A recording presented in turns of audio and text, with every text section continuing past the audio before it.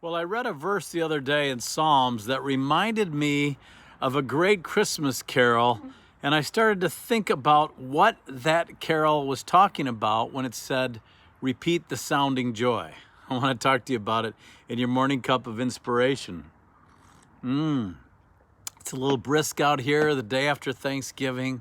I hope you had a great time celebrating all of your blessings and being thankful. But I want to read Psalm 89:15 out of the King James Version. This is the verse I read. Blessed is the people that know the joyful sound. They shall walk, O Lord, in the light of thy countenance. And I got to wondering, what is the joyful sound?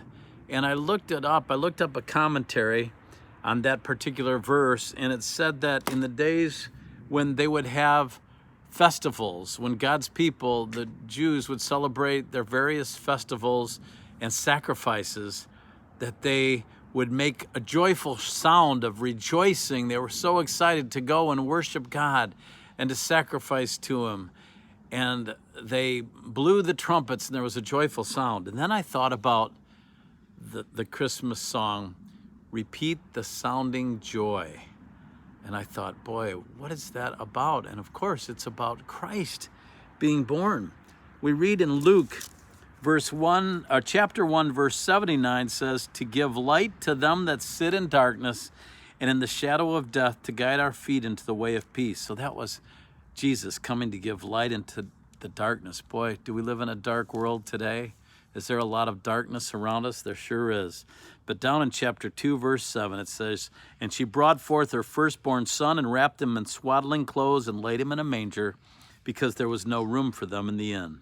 And there were in the same country shepherds abiding in the field, keeping watch over their flock by night. And lo, the angel of the Lord came upon them, and the glory of the Lord shone round about them, and they were sore afraid. And the angel said unto them, fear not, for behold, I bring you good tidings of great joy. There's that word joy again, which shall be to all people. For unto you is born this day in the city of David a Savior, which is Christ the Lord. And then down in verse 15, it says, and it came to pass as the angels were gone away from them into heaven, the shepherds said one to another, let us now go even unto Bethlehem and see this thing which is come to pass, which the Lord hath made known to us. And they came with haste and found Mary and Joseph and the babe lying in a manger. And when they had seen it, they made known abroad the saying which was told them concerning this child. Joy to the world, the Lord is come.